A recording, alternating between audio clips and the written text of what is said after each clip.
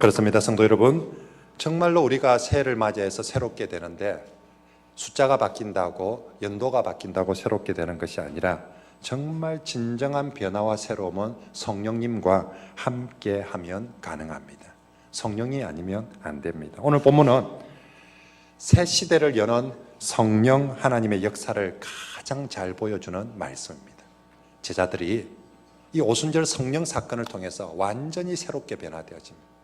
정말 제자답게, 정말 교회답게, 진짜 하나님 나라답게 그렇게 변화되어집니다. 오늘 말씀을 통하여서 우리 교회도, 저와 여러분들도 정말 성령님을 통하여서 정말 새롭게 변화되어지고 온전하게 되는 그런 우리 교회 온 성도들이 다 되시길 축복합니다. 아멘.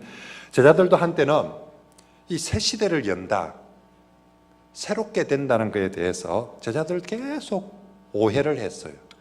그래서 그들 생각에는 우리가 빨리 로마의 압제로부터 해방이 돼야, 광복이 돼야, 북한하고 빨리 통일이 돼야 이게 나라가 새로워졌긴데, 제자들은 늘 그 생각합니다. 그래서 사도행전 1장 6절에 예수님께 물어보죠.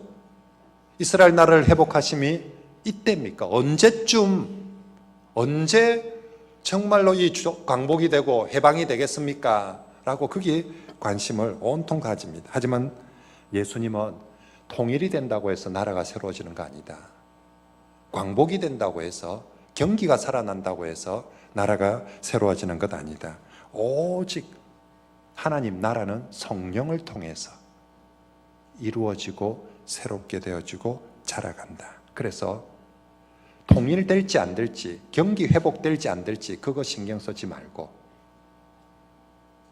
집에 가서, 아니 여기 앉아서 성령이 임하기를 기도하고 기다리라는 것이 주님의 말씀이고 답변이었습니다. 그리고 이제 오늘 바로 그 기다리고 기다리던 예수님 말씀대로, 그래 성령을 받고 시작하자, 성령과 함께 해야 된다는데 언제쯤 임할까? 기다리고 기다리는 바로 그 성령이 오늘 사도행전 2장에 드디어 임하였습니다. 그리고 성령이 임하니까 복음서에서 보았던 제자들과는 전혀 다른, 정말 새롭게 되어진 사도행전에 나오는 제자들의 모습을 보게 되고, 그들의 꿈이 그냥 우리 동네 우리 집만 잘 먹고 잘 살자 해서 저 땅끝까지, 예루살렘뿐만 아니라 땅끝까지 예수님께서 보여주신 비전대로, 야 진짜 내만 잘 먹고 잘 사는 게 그전에는 목표였는데 이제는 우리가 모든 민족을 품는 성도, 모든 민족을 품는 교회가 되자라고 실제로 그렇게 나아가게 되었던 것입니다. 그래서 정말로 오순절 성령 사건은 새로운 시대의 시작을 선포하는, 마치 있죠. 오늘 사도행전 2장은 빵빠라밤 빰빰빰빰빰빰 하면서 정말 새 시대 성령과 함께, 그래서 사도행전은 성령과 함께하는 하나님 나라의 행전이 되는 거예요. 복음서는 그리스도와 함께하는 하나님 나라의 시작이라며, 이제 사도행전은 성령님과 함께하는 하나님 나라의 행전이 되는 것입니다. 그리고 사도행전 28장이 끝이 납니다. 이제 우리가 사도행전 29장 이어가요. 우리 모든 민족교회가 성령님과 함께하는 하나님 나라의 행전을 새롭게 계속해서 이어나가는 그런 우리 교회. 그래서 정말 성령님과 함께하는 새로운 시대, 행복한 하나님 나라를 세워가는 그런 우리 교회가 되기를 소망합니다. 그런 꿈, 정말 사도행전의 역사와 같은 성령과 함께하는 새로운 교회, 새로운 하나님 나라를 주님 우리의 때에 우리 교회를 통하여서 이루어 주시옵소서. 그렇게 우리가 기도하며 갑시다. 이제 여러분, 하나님은 언제나 시대마다 이거 아니다 싶어서 새로운 시대를 열어가시는데요, 구약 성경 속에서 가장 획기적인 새로운 시대가 언제였겠습니까? 그거 뭐니 해도 애굽에서 노예로 살던 저들이 6월절에 출애굽을 해서 새로운 이스라엘 나라가 된 것, 이게 그들의 역사 속에 가장 놀라운 새 시대의 전환이죠. 노예로 살던 저들이 6월절 출애굽을 통해서 새로운 이스라엘이 되었다. 그래서 저들은 그 6월절을 새해의 첫날로 삼아 버립니다. 그런데 이 6월절 출애굽 사건만큼이나 이스라엘을 새롭게 하는 사건이 있는데, 그것이 바로 시내산에서 오순절날 율법을 받은 사건입니다. 이스라엘 백성들이 출애굽을 해서 홍해를 건너가지고 새로운 하나님 나라가 이제 백성이 되었는데, 여러분 사람들은 이렇게 많이 모이는 무리가 되었는데 이걸 나라라고 할 수 있을까? 여러분, 사람만 이렇게 많이 홍해를 건너 넘어왔다고 이걸 나라라고 할 수 있을까? 아니요. 이 많은 사람들이 정말 무리가 아니라, 그냥 사람들의 모임 무리가 아니라 진짜 하나님 나라가 되려면 이 사람들이 함께 지키고 살아갈 원리, 법도가 있어야 되는 거죠. 정말로 나라가 되려면 국민들이 있어야 되지만 주권이 있어서 그 주권 하에 주권을 표현하고 지켜나가는 원리, 법이 있어야 그게 나라인 거지. 백성은 조선 백성이 있는데 법은 일본의 법을 따르고 있다. 그걸 우리가 조선 나라라고 표현하지 않거든요. 출애굽을 해가지고 사람들은 이제 자유인이 되었는데 이 사람들, 자유를 얻은 이 이스라엘 백성들이 함께 지켜가야 될 나라의 법, 원리, 그게 아직 없는데 그걸 언제 받느냐? 50일 후에 시내산에서 바로 그 율법을 받음으로 말미암아 저들은 이제 우리가 이스라엘 나라가 되었구나, 이제 진짜 이스라엘 나라구나 라고 확인할 수 있게 되었습니다. 원래 이 오순절, 이제 6월절, 출애굽한 6월절로부터 딱 50일째가 되는 날을 오순절이라고 하거든요. 한자로 5오자, 열순자, 열흘 순자를 써죠. 제가 아침에 일부 예배 시간에는 우리 중고등부 아이들한테 한자 공부를 시켰는데, 그래서 우리가 이 순자가 열순자입니다. 그래서 우리 어른들 생신할 때 70이 되면 무슨 잔치? 칠순잔치, 그죠? 그리고 80이 되면 팔순, 여덟이 10번, 그래서 열흘 순자. 그래서 오순절이란 말은 6월절로부터 50일째가 되는 날을 오순절이라는데, 이때 이스라엘 백성들이 하나님으로부터 두 가지를 받습니다. 하나는 풍성한 곡식, 추수를 받죠. 보리와 밀, 봄 추수. 그래서 하나님께서 우리에게 이 굶어 죽지 않도록 풍성한 추수를 주셔서 감사합니다 하고 감사하는 절기가 바로 오순절 감사절입니다. 또 하나, 이 곡식을 받은 것보다 더 감사한 거, 바로 이 오순절 날 시내산에서 하나님으로부터 율법을 받은 날이 바로 이 오순절 날입니다. 그런데 여러분, 이 둘 중에 무엇을 먼저 받았을까요? 이스라엘 백성들이 곡식을 먼저 받았을까요? 율법을 먼저 받았을까요? 율법을 먼저 받았어요. 곡식은 나중에 그들이 광야를 지나서 가나안 땅에 들어가서 그때부터 농사를 지어서 보리와 밀을 받았던 거고요. 그 전에 이 오순절날 그들이 최초로 제일 먼저 받은 것은 육의 양식이 아니라 영의 양식인 율법을, 말씀을 그들이 먼저 받았던 거죠. 그래서 예수님 당시에 오순절날 사람들이 이 두 가지를 다 감사하는데, 우리에게 보리와 밀을, 곡식을 주신 하나님 감사합니다도 하는데, 이보다 더 크게 감사했던 것이 우리에게 생명의 양식 율법을 주셔서 감사합니다 라고 지키는 게 오순절이었습니다. 그런데 오늘 본문 1절에 성령님이 언제 임하느냐면 바로 그날, 바로 그 오순절날 성령께서 오셨다, 임하셨다라고. 그래서 오늘 본문 1절 말씀을 읽어보면 있죠. 어디에 성령님이 어디에 임했는지는 중요하게 여기지 않습니다. 그래서 어디는 표기하지 않고 그냥 어디라고 적혔습니까? 한 곳이라고. 거기가 성전이었는지, 어느 장로님 집이었는지, 모두민족교회였는지, 김해중앙교회였는지 어딘지는 모르지만 그냥 어디는 중요하지 않습니다. 그냥 한 곳인데 언제 임했는지는 분명히 적어놨습니다. 언제 임했다고요? 오순절날. 근데 헬라어 원문에 보면 그냥 오순절이 아니라 앞에 정관사를 붙여서 바로 그 오순절날, 바로 그 오순절날이라고 표현하고 있습니다. 1절 다시 읽어봅시다. 시작. 오순절날이 이미 이름에, 네, 바로 그 오순절날. 옛날 오순절에는 뭘 받았습니까? 율법을 받았는데, 율법을 받음으로 우리가 진짜 이스라엘 나라가 되는데, 바로 그 오순절날 이제 오늘 우리가 뭘 받았다고요? 성령을 받았다라고 말씀하는. 그래서 성령을 주실 때 2절과 3절 보면 2절에 급하고 강한 바람 같은 소리가 납니다. 그리고 3절에 불의 혀같처럼 갈라지는 것이 불이 임합니다. 이것은 있지요. 1500년 전에 이스라엘 백성들이 1400년 전에, 그러니까 예수님 시대로 거슬러 올라가 보면 1400년 전이거든. 1400년 전에 시내산에서 하나님께서 처음으로 이스라엘 백성을 만나 주시고 율법을 주시는데, 그때 하나님이 어떤 모습으로 강림하셨냐면, 하나님은 영이시기 때문에 눈에 보이지 않습니다. 눈에 보이지 않는 하나님이 시내산에서 강림하실 때 어떤 모습으로, 그때 빽빽한 구름과 천둥, 번개, 바람, 이런 것들이 그 산에 쫙 임하니까 백성들 전부 다 실제로 하나님 우치 생긴 걸 본 게 아니라 그 불을 보고 그 구름을 보고 전부 다 무릎을 꿇고 하나님이 우리 가운데 임하시구나 라고 하면서 그 앞에 경배를 하였던 것입니다. 그래서 이스라엘 백성들은 바보 천치라도 다 알고 있습니다. 하나님께서 우리 조상들에게 1400년 전에 임하실 때 그 불의 모습으로, 그 구름의 모습으로, 그 바람의 모습으로 임하였던 것을 다 알고 있기에 그들은 사모하고 있습니다.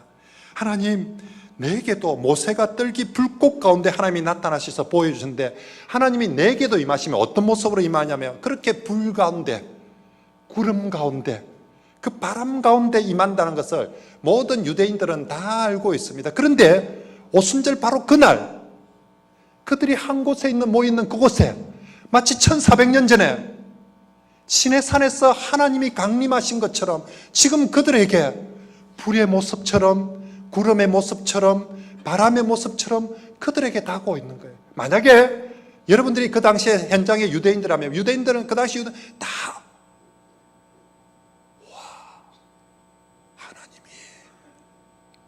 하나님이 우리에게 임하시는구나 하는 걸 다 알 수 있었습니다.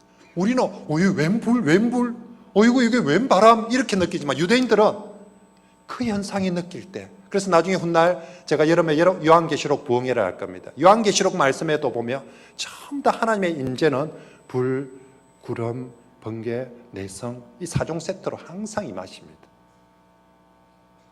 저들에게 지금 하나님이 임하고 계신다는 것이죠. 하나님이 불의 모양으로, 구름의 모양으로. 근데 그 하나님이 어떤 하나님이냐? 성령 하나님이시라는 거죠. 구약의 저 시내산에서 아버지 하나님이 우리에게 찾아오셔서 임하여 주셨던 것처럼 이제 바로 그 오순절날 성령 하나님이 우리에게 찾아와 주셨다라는 것입니다. 그러므로 사도행전 2장은 새로운 오순절이 되는 거죠. 그 옛날의 오순절과 같은 그 놀라운 일이 우리 시대에 새로운 오순절로 다가옵니다. 첫 오순절에 이스라엘은 무엇을 받았다고요? 율법을 받음으로 진짜 하나님 나라가 되었어요. 나라가. 하나님 나라, 이스라엘 나라가 되었어요. 그런데 이제 새 오순절, 바로 이 새로운 오순절에 하나님은 이제 율법 대신에 무엇을 보내어 주셨냐면 성령을 보내어 주셔서 이 교회를 새로운 하나님의 나라로 만들어 주신 줄 믿습니다. 옛날에 첫 오순절에는 율법을 어디에 잊지 말라고 어디에 새겨줬냐면 종이에 새겨주면 지워버리고 없어져 버릴까 봐서 잊지 말라고 첫 오순절에 하나님께서 율법을 돌판에 새겨주셨는데, 이제 새 오순절에는 성령을 우리에게 잊지 말라고, 우리에게 떠나지 말라고, 새 오순절의 성령은 각자의 심령 위에 하나님께서 그 옛날 돌판에 새긴 것보다 더 진하고 더 확실하게 더 영원토록 잊지 않고 갈 수 있도록 각자의 심령 위에 성령님을 새겨주시고 보내어 주신 줄 믿습니다. 그러므로 그 옛날 오순절에 율법을 받음으로 이제 진짜 우리가 나라답다 라고 했던 그 이스라엘이 이제 신약에서는 정말 오순절 성령을 받음으로 말미암아 이제 우리 교회가 진짜 하나님 나라 천국이 되는구나 라고 그렇게 하게 되었던 것입니다. 우리 하나님께서, 우리 예수님께서 이 땅에 오셔서 어린 양으로 죽으시는데 무슨 어린 양? 유월절 어린 양이 되셔서 자신이 십자가에서 우리에게 모든 것을 내어주시고 교회를 탄생시키십니다. 하나님께서 구약의 유월절에 홍해를 건너게 하셔서 그 유월절에 문설주의 어린 양의 피를 바르고 홍해를 건너게 하셔서 새로운 교회, 새로운 이스라엘 나라를 만드시고 그 나라 위에 율법을 주셔서 이 나라를 완성시키신 것처럼 이제 신약에 와서는 예수님은 유월절 어린 양, 유월절 십자가가 되어주시고 바로 그것에 50일 후에 똑같이 구약과 똑같이 50일 후에 오순절이 되는 그때에 성령을 보내주셔서 이 교회가 진짜 하나님 나라가 되도록 새롭게 되도록 해주신 줄 믿습니다. 그러므로 우리 교회가 정말 새롭게 되고 성도가 정말 새롭게 되려면 이 두 가지가 반드시 있어요. 첫째는 예수 십자가가 있어야 됩니다. 유월절 예수 십자가. 이 유월절 예수 십자가를 통해서 내가 죄에서 노예에서 해방되어지고 자유의 사람이 되고 하나님의 백성이 되어지는 줄 믿습니다. 그런데 이 유월절 오순절을 경험한 이 제자들에게 그것만 가지고 안 된다. 반드시 성령이 임할 때까지 나가지 말고 기다리고 있으라. 그래서 유월절 십자가 사건을 경험한 이 제자들에게 오순절 성령 강림을 통하여서 그래야 진짜 네가 제자다워지고 그래야 너희가 진짜 무리들이 아니라 교회가 되고 하나님 나라가 된다라고 그렇게 성령님을 보내주셨습니다. 오늘 우리도 마찬가지입니다. 우리가 어떻게 하면 정말 교회다워질까? 우리가 어떻게 하면 정말 우리 교회가 하나님 나라가 될까? 네가 뭐 잘하고 목사가 잘하고 강로가 잘해야 되고 뭐가 누가 잘해야 된다가 아니라 내 안에 우리 가운데 첫째는 예수 십자가가 회복되어야 되고요. 예수 십자가가. 둘째는 바로 이 성령 강림, 성령의 내주하심과 성령의 동행하심과 성령의 인도하심, 이것이 되어질 때에 진짜 교회는 교회다워지고 하나님 나라 천국이 되어질 줄 믿습니다.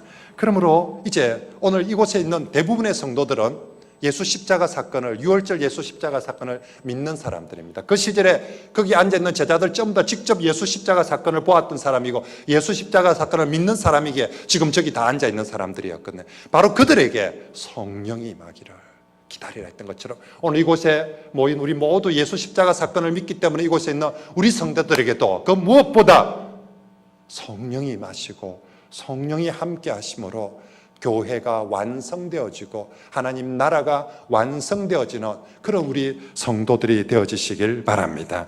새 이스라엘인 교회는 반드시 성령과 함께 해야 합니다. 여러분, 정말로 우리가 이곳에 계신 분들 중에서 혹여나 목사님이 계속 성령에서 샀는데 나는 뭐 성령님이 어찌 생겼는지도 성령님이 뭐든 전혀 모르겠는데, 여러분 그런 분들이 계시다면 오늘 성경에서 말씀하신 대로 그 어떤 것보다 성령을 받고 경험하기 전까지 이곳을 떠나지 말고 기도하라고 하면 그 말씀을 기억하면서 사모합니다. 성령님, 나도 목사님이 저 설교하는 저 성령님 나도 한번 만나게 해주시고 나도 그 인격적인 성령님 앞에 내가 경험하고 성령님하고 같이 산다는 게 뭔지 좀 알게 해주십시오. 성령님 사모합니다. 성령님, 내 마음에 오순절날 그들 가운데 임하신 성령께서 내게도 찾아와 주시고 임하여 주시옵소서.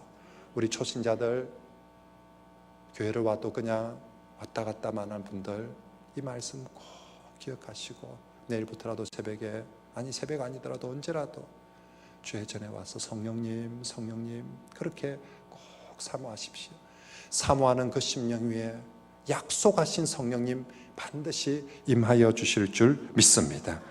그리고 이미 성령을 체험하고 성령의 내주하심이 뭔지를 알고 정말 성령님이 살아계시고 내 안에 계심을 아는 성도들, 그런데 그동안 살면서 성령님을 외면하고 무시하고 소멸했던, 그렇게 살았던 성도들, 다시 한번 이 말씀을 통해서 정말 우리가 성령 충만을 사모하시길 바랍니다.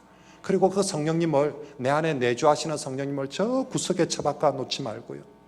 여러분 스스로 여러분 마음의 그림을 한번 그려보십시오. 내 마음의 집이 이렇게 생겼는데 내 자아와 성령님이 지금 어떻게 살고 있는지 그림을 한번 그려보십시오.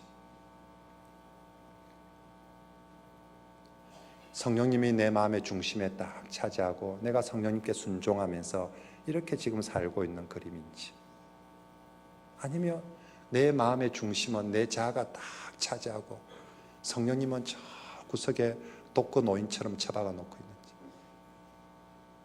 살았는지 죽었는지도 모르는, 밥은 먹고 있는지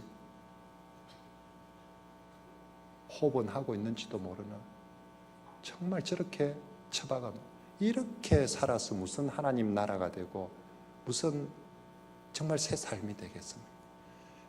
이렇게 처박아 놓고 외면하고 무시했던 그 성령님은 정말 우리 가운데 찾아오실 때 하늘 영광 다 버리고 내 쓰레기 같은 내 마음속에 내주하시기 위해서 찾아오셨는데, 우리는 그렇게 귀하게 찾아온 목사가 여러분 집에 신방을 가도 중심 자리에 좋은 자리에 내어놓고 목사님 앉으십시오 하는데, 세상에 우리 가운데 찾아오신 그 성령님을 저 내 마음 구석에 처박아 놓고 그렇게 살면서 복받을 길하고, 그리 살면서 기도하면서 주여 했었고, 그리 살면서 정말 내가 잘 될 길하고, 성령님을 저렇게 구석에 처박아 놓고 여러분들이 연초에 어떤 계획을 세운다 할지라도, 어디 가서 해돋이를 본다 할지라도, 여러분들이 새벽 일찍 일어나서 밤늦게 누우며 수고의 떡을 먹는다 할지라도, 성령님을 저곳에 처박아 놓고 사는 인생은 결코 하나님 나라가 될 수 없고 의와 평강과 희락을 누리지 못합니다. 하나님 나라는 성도 개인이든 교회든 성령님을 정말로 중심 자리에 모시고 그 성령님과 동행하고 순종하며 살아갈 때, 그때 사람이 변하고 교회가 변하고 하나님 나라가 회복되게 되어질 줄 믿습니다.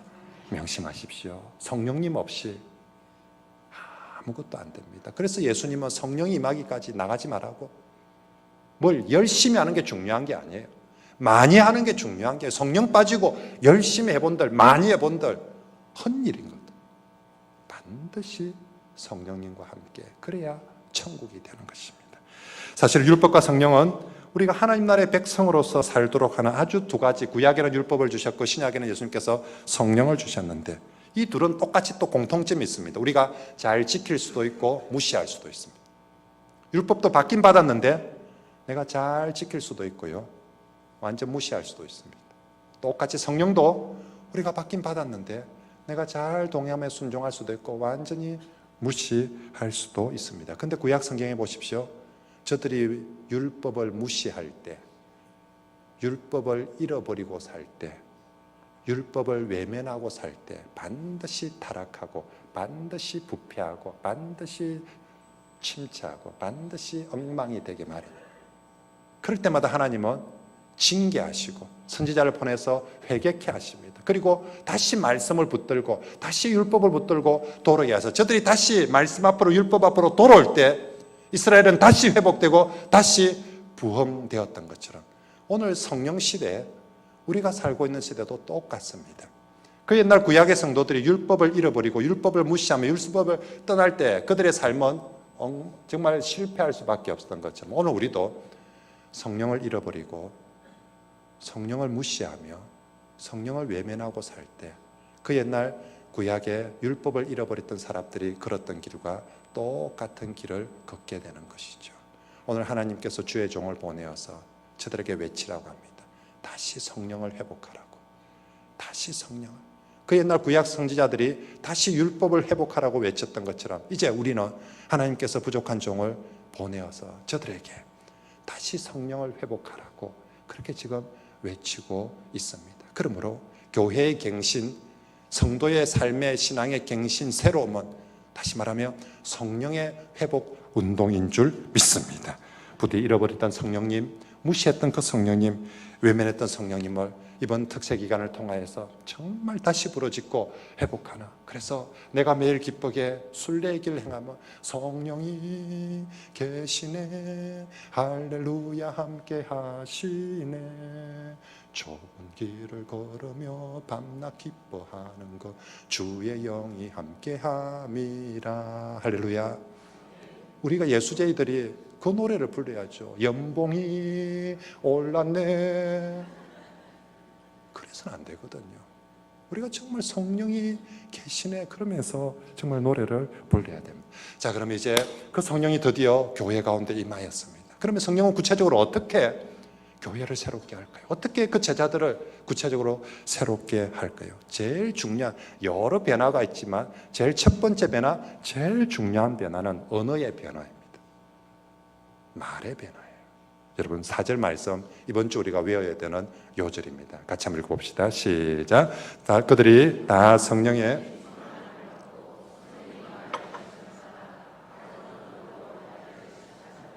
이번 주 계속 묵상하면서 외우십시오. 거기 보면 그들이 다 성령 충만을 받고 어떻게 됐냐면 성령이 뭐하게 하셨다? 말하게 하셨습니다. 그 다음에 그렇게 또 얘기합니다. 다른 언어들로 뭐하기를 시작하니라? 말하기를 시작하니라. 성령님이 임하셔서 딱 주인의 자리에 오셔서 나에게 통제하시는 1번이 뭐냐? 성령님이 좋다. 이제 우리가 성령님을 주인으로 모시고 영접했습니다. 그래서 성령님 우리 집에 들어왔어. 성령님이 어디서부터 딱 출발하느냐면 이 말부터 고치자. 물론 성령님은 우리의 마음에 좌정하셔서 내 마음을 먼저 새롭게 합니다. 그런데 마음은 눈에 보이는 게 아니에요. 그래서 어찌 됐는지 몰라요. 눈에 보이지 않는 마음이 바깥으로 드러나는 제일 1번이 뭐냐면 말인 거예요. 그래서 지금 성령이 그 제자들의 가장 첫 번째로 말을 새롭게 합니다. 말의 형식도 새로워지고, 옛날에는 막 말하는 투 자체가 뭐예요? 맨날 뭐하냐? 그래서 말투 자체가 딱 잎이 딱 적혀 있어.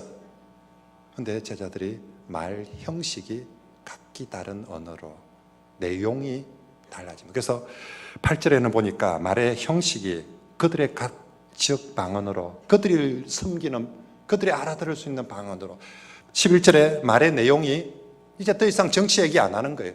더 이상 주가 얘기, 더 이상 뭐 어디 가서 뭐 로또 얘기, 어디 가서 뭐 비트코인 이야기, 어디 가서 무슨 뭐 어디 가면 부동산 그 말만 하던 사람들이 이제 내용이 하나님의 큰 일을 말하기 시작하였다라고 말합니다. 그렇습니다.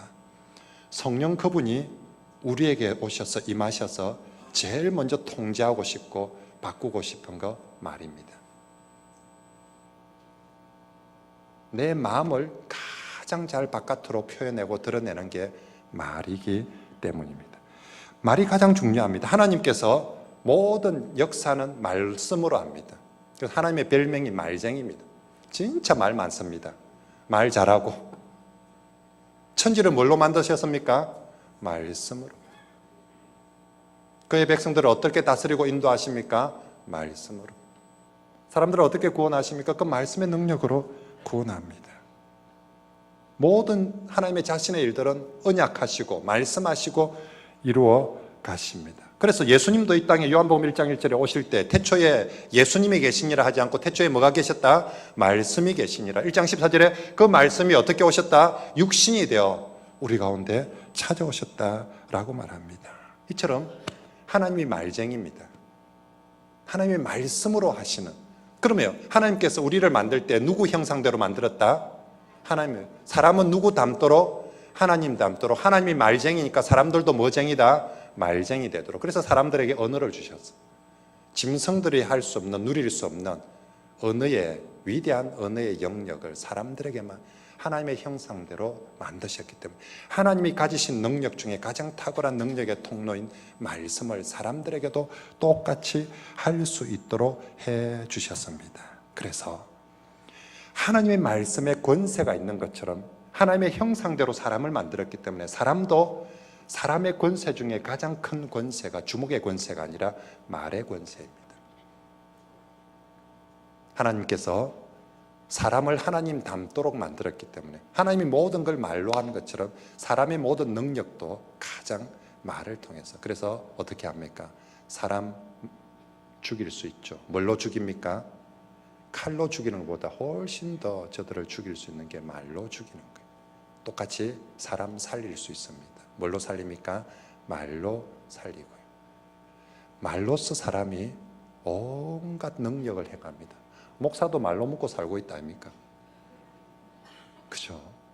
정말 하나님께서 그래서 이 말이요, 하나님 사람에게 주신 이 말이 다른 사람들에게도 엄청난 권세와 영향을 미치기도 하지만 제일 중요한 거, 내 말은 저 사람이 듣기 전에 누가 제일 먼저 듣는 줄 압니까? 내 영혼이 제일 먼저 듣습니다. 그러므로 내 말은 다른 사람을 살리고 죽이기도 하지만 내 영혼을 살리고 죽이는데 내 말이 가장 큰 영향력을 미칩니다. 내가 맨날 내 말로 죽겠다 못 살겠다 하면 죽는 거죠. 왜? 내 영혼이 계속 내가 누군가를 향해서 부정한 말, 더러운 말들, 불평의 말들 하면 그 사람 듣기 전에 내 영혼이 먼저 듣습니다. 그래서 내가 말하는 대로 내 영혼이 만들어져 가고 내 삶이 만들어져 가면 성령님은 임하셔서 제일 먼저 통제하고 딱 붙들어 쓰는 게 그들의 말이었습니다. 말부터. 그래서 제가 우리 교회에 새롭게 된다. 성령의 주 통로 말이거든요. 그래서 좋게 생각하고 계속 말로 좋게 생각하고 좋게 보고 좋게 듣고 좋게 말하고 좋게 행동합시다. 그래야만이 새롭게 되어질 수 있거든요. 사랑하는 성도 여러분, 만약에 여러분 누군가가 우리가 정말 성령을 받았다고 하면서 아직도 내 입술 속에 불평과 불만과 월망과 저주와 독설과 거짓과 사기와 탐욕과 그런 말들이 오고 가고 있다면 그 사람 아직 성령님께 성령님이 그분에게 오신지는 모르지만 그 사람은 성령님을 저 구석에 처박아 놓고 자기 자아가 아직 주인이 되어 있는 거예요. 말을 보면, 그 사람 마음이 어떤지는 말을 보면 압니다. 정말 저 사람 마음의 중심에 성령님이 주인이 되신다면 성령의 표현 방법으로 성령의 말의 내용으로 바뀌게 된다는 것입니다. 그래서 온갖 불평의 말들이, 불만과 원망의 말들이 성령 그분 오셔서 통제하십니다. 더 이상 불평하지 말고, 더 이상 원망하지 말고, 더 이상 거짓되게 하지 말고, 이제는 감사하고 기뻐하고 이제는 평화의 말을 해라라고 성령님 그분이 통제하십니다. 여러분, 내가 오늘 아침에 중고등부 학생들한테 너희들 입술을 그놈한테 주면 안 되고 그녀한테 주지 말고 너 그 입술을 성령님께 드려라. 여러분 다 아멘입니까? 여러분 입술을 마귀한테 주지 마십시오. 그놈한테 그녀한테 주지 말고요. 여러분 입술을 누구한테 주자? 성령님께. 그분이 내 입술을 사용하시도록. 어제 제가 참 감사했던 것 중에 하나가 어떤 집사님이 제가 찾아왔어요. 목사님하고 바쁘신데 찾아와서 죄송합니다 하면서. 그래도 제가 꼭 목사님 이 말씀 드리고 싶어서 왔습니다. 집사님 뭡니까? 제가 목사님 오기 전에 진짜 교회에 대해서 불평과 분노가 막 참을 수 없을 만큼 막 이게 막 화가 막 분노가 막 교회를 향한 분노가 막 참을 수 없을 만큼 치밀어 올라왔죠. 정말 막 자기가 죽을 만큼 힘들 만큼 어려웠대. 근데 목사님 오시고 나서 새벽 기도하면서 성령께서 자꾸 이건 아니다 싶어. 그래서 지난주 한 주간 특별 새벽 기도를 하면서 결심을 했대. 다시는 불평하고 다시는 원망하고 교회를 향해서 다시 불평하거나 원망하거나 그렇게 하지 않겠다고. 안 해야 되겠다. 근데 그걸 자기 혼자 속으로 결심하면 또 될지 모르니까 오늘 목사님한테 와서 딱 고백을 하고 제가 그렇게 하겠습니다라고. 저는 그 집사님 보면서 정말 진짜 성령께서 이분 마음속에 역사하셨구나. 사람이 있죠. 딱 성령이 딱 역사하면 자기 입으로 불평하던 게 스스로가 너무너무 부끄럽고 무안하고 그래서는 안 되겠다고 느끼는 거예요. 그걸 그렇게 딱 정말 자기 혼자만이 아니라 목사님 앞에 와서 자기가 딱 고백을 하고 그리 해서 정말 그리 살겠다라고. 제가 지난 한 주간 특별 새벽 기도를 하면서 제가 그 얘기를 들으면서 정말 한 주 내내 내가 성령님에 대해서 말씀을 전했는데 정말 성령께서 우리 성도의 마음을 저도 그분 알거든요. 얼마나 그분이 마음이 그랬는지.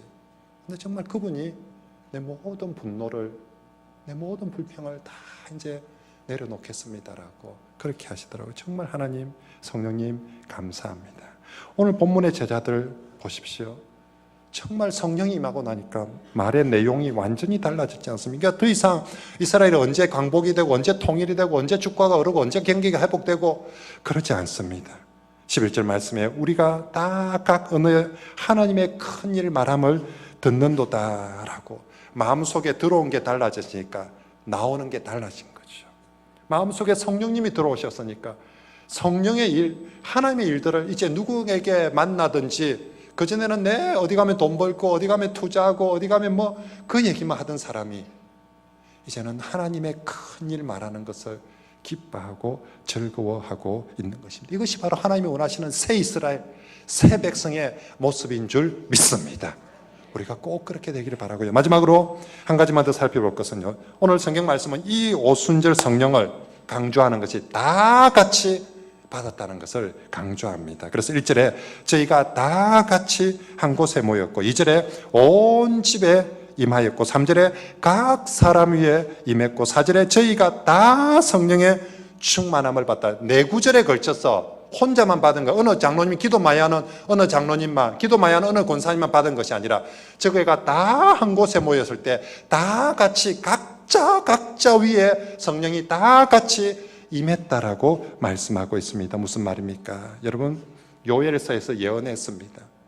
하나님께서 마지막 때 성령 부어주실 때에 제외됨 없이, 예외됨 없이 모두가, 남종이나 여종이나 늙은이나 젊은이나 남자 여자 구별 없이 내가 모두에게 나의 성령을 선물로 부어주겠다라고 말씀합니다. 그렇습니다. 오늘 우리 교회에 성령 임하심도 바로 이 말씀들처럼 어느 누구에게가 아니라 이곳에 한 곳에 모인, 함께 새벽을 깨우면서 기도하는 한 곳에 모인, 함께 예배하는 우리 모두에게 다 함께 각자에게 그렇게 임하게 되기를 축복합니다. 여러분, 성경의 기독교 신앙은 절대로 개인적인 신앙이 아닙니다. 반드시 공동체적 신앙이어야 됩니다. 나 혼자 은혜 받고, 나 혼자 성령 충만하고, 나 혼자 형통하고, 나 혼자 평강을 누리는 거, 그거 아니에요. 그 개인주의적인 신앙은 마귀적 생각입니다. 하나님은 처음부터 가정이라는 공동체를 만드시고, 그리고 저들을 이스라엘 나라로, 이제 우리 시대는 교회라는 신앙의 공동체로 부르셔서 그 교회 다니면서 누가 더 신앙이 좋고 삐죽거리고 자랑하고 누는 또 못하고 이런 것이 아니라, 진정한 하나님 나라는 바로 그 성령을 함께 받아 누리고 함께 일어서고 함께 회복되는 것이 진정한 하나님 나라이고 천국인 줄 믿습니다. 그래서 새벽기도 시간에 우리 다 함께, 예배 시간에 우리 다 함께 와서 함께 성령을 사모하고 은혜 받자라고 그렇게 하고 있는 것이고요. 그 함께 오에 있어서 여러분 마음속에 혹시나 불편한 사람이 있을 수 있습니다. 그럼 어떻게 합니까? 나는 은혜 받고 저 인간은 은혜 안 받으면 좋겠습니까? 나는 정말 성령이 회복되고 저 인간 같지도 않은 저 인간들, 다시는 저 인간들 안 본다 하면서 그 인간들은 그러면 성령을 받지 못하고 그냥 그렇게 저 인간으로, 그 인간으로 살면 좋겠습니까? 만약에 실제로 그렇게 해서 우리의 지체 중에 오른쪽 다리가 성령을 받지 못하고, 오른쪽 다리가 성령 충만하지 못하고, 딴 데는 다 성령 충만하고 다 하는데 오른쪽 다리가 못한다. 오른쪽 다리가 바로 그 인간이거든. 그럼 어떻게 됩니까? 우리가 쩔뚝발이가 되는 거예요.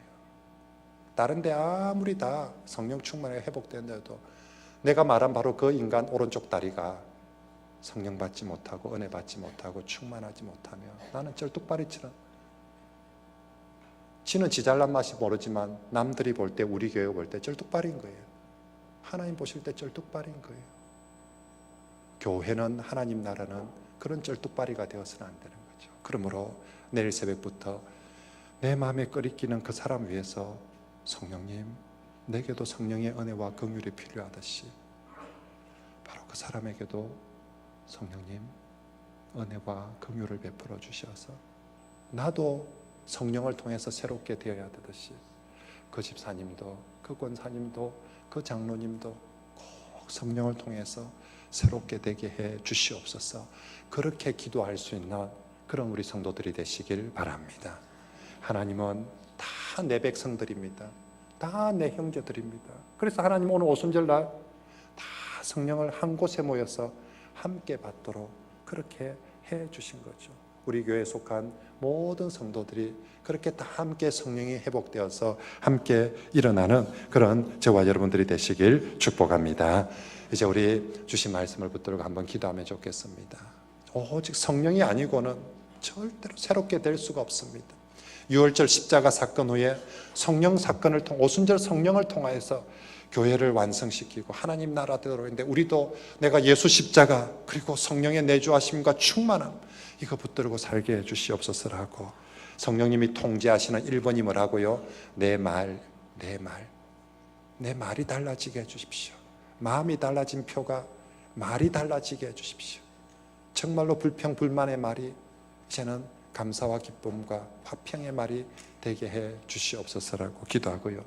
내 곁에 있는 성도들 함께 일어나게 해 주십시오.